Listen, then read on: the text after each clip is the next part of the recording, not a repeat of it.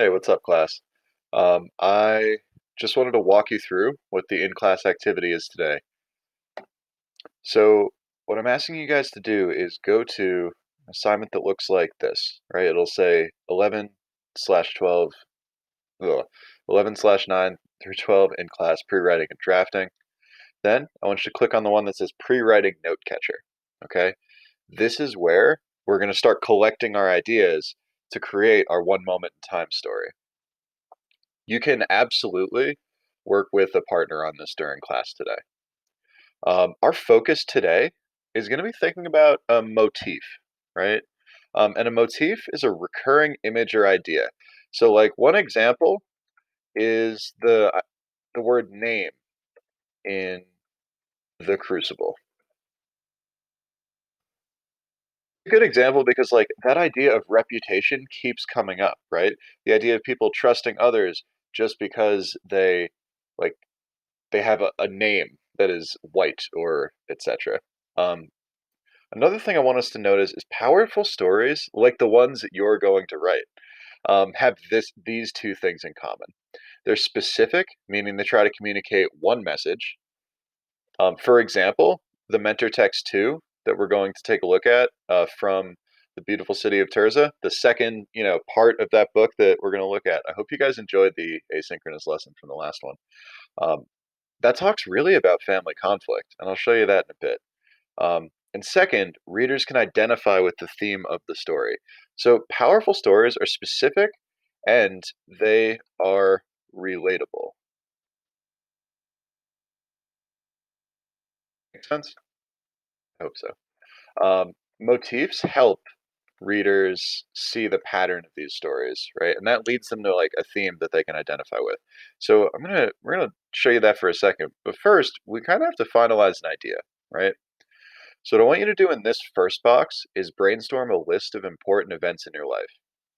Highlight the one that feels like it most influenced you as a person. Now, I made this list of four different things that happened in my life, just like places I've been or things that I've done. And I only listed four. I gave myself like a minute, right?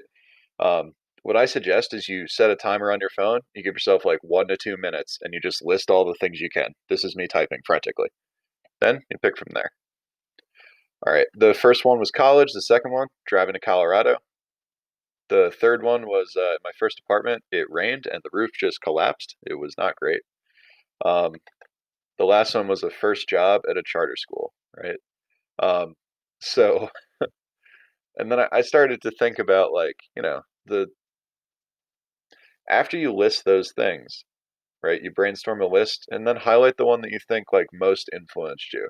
And I'm really like focused on that, like this one, that first job at a charter school. You know what? Let's make that highlight a lot brighter.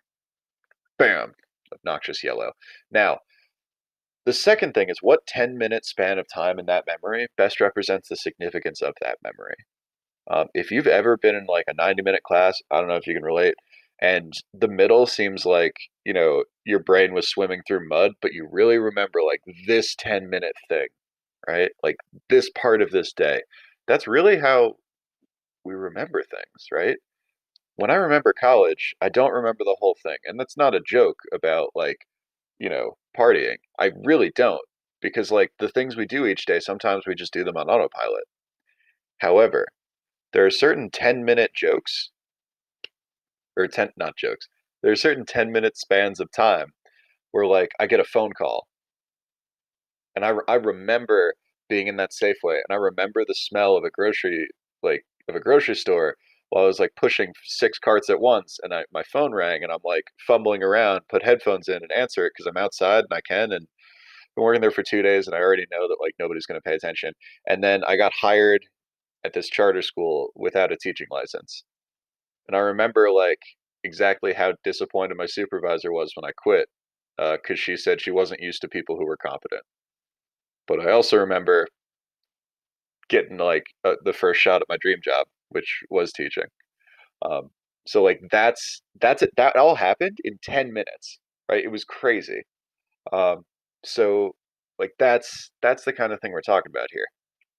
What I want you to do then is I want you to open up mentor text two, right? After you have that like Sorry.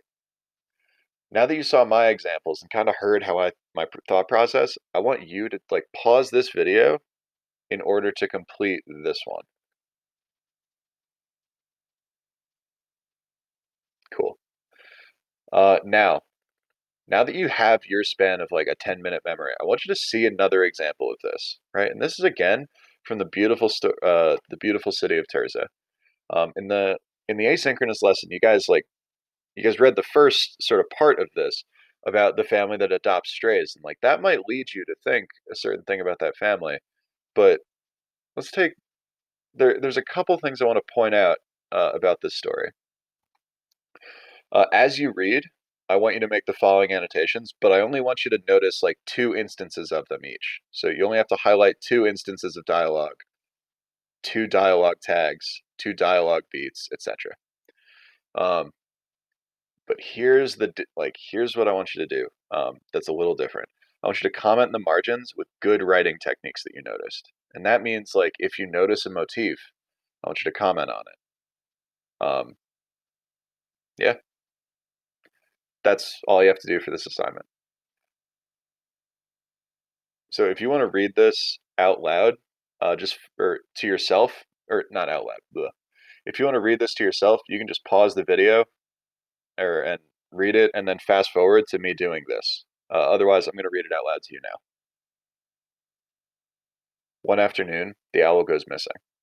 She's not on her perch, in the closet, or in the back room. I search under the beds, behind the bookshelves, inside cabinets. I search with my siblings for nearly an hour, but we can't find her. My mother sits on her rocker, jaw muscle flexing. She's gone, she mutters. I know she is.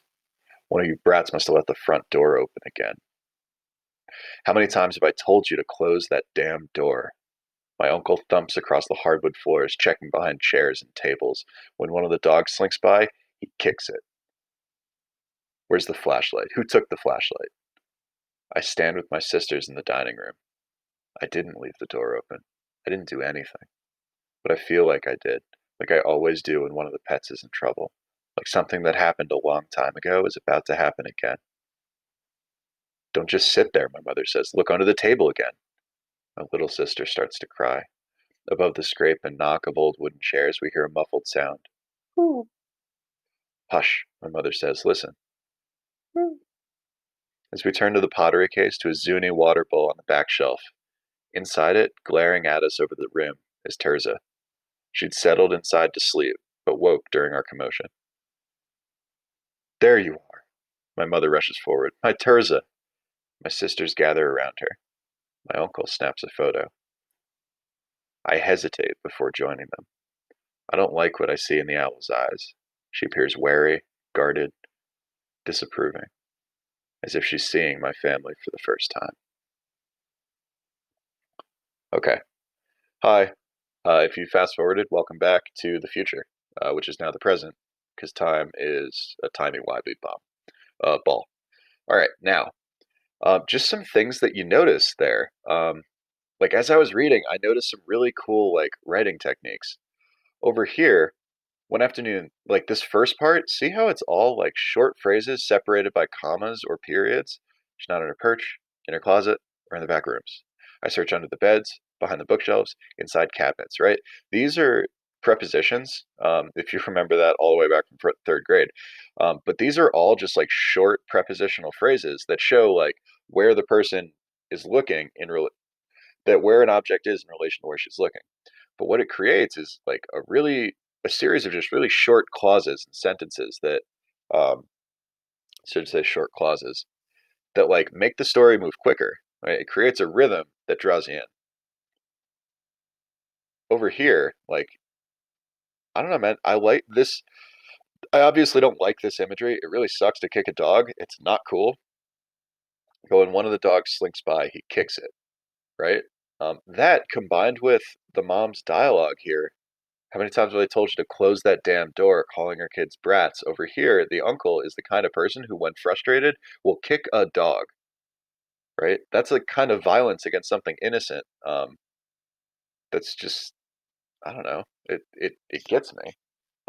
It really shows you a picture of who these two are. But then you have this like little, it's almost like subtle. But if like as we're reading, if we're paying attention to like these details and looking for patterns, we can catch it. Like reading for the motifs it's a good strategy. But I feel like I always do when one of the pets is in trouble. Like something that happened a long time ago is about to happen again. When you combine that with this detail, then when you combine that with this detail and this, like how many times have I told you to close that damn door and calling them a brat because they left the front door open again? Like this to me, like as a reader, we have to fill in the blanks, right? So like this to me is making me think, oh, that it must be that like one of the pets got lost or hurt a long time ago, and like that anger is coming back directed at the children. And then it makes me think like, oh man, just like the owl at the end, maybe Terza is just seeing her family for the first time, just like the main character is.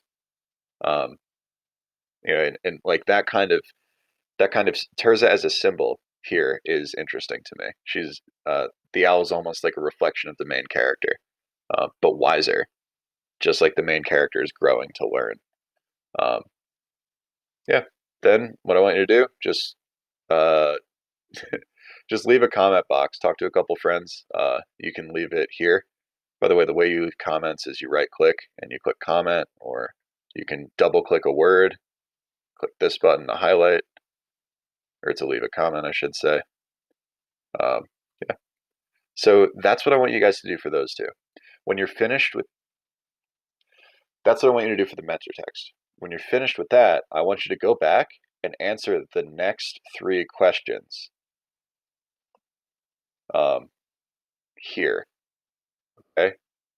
I want you to start to like think about who the characters in your story sound like. Um, who, what accents do they have? Describe their tone and list the kinds of words and phrases. You can answer all three of these in bullet points. And I'm actually going to give you guys the start to bullet points here, just to clarify. If you have time at the end, I want you to start either in this notebook or in this box right here. I just want you to start free writing the story of your moment. And remember to use the ideas that you came up with here. All right. So what we did was we went over the lesson that you guys are doing today. We talked about like, gosh, what did we talk about? It feels like it's been so long ago. Time is crazy. We talked about, kind of starting to brainstorm an idea, right? Move from like the general memory of our past to the specific memory. We talked in order to make the story more powerful. We talked a little bit about motifs. We took a look through the mentor text, and I read that to you, or you skipped it. And then I kind of shared with you the activity for the rest of the class. By the end of class today, you should have like completed both of those activities, right?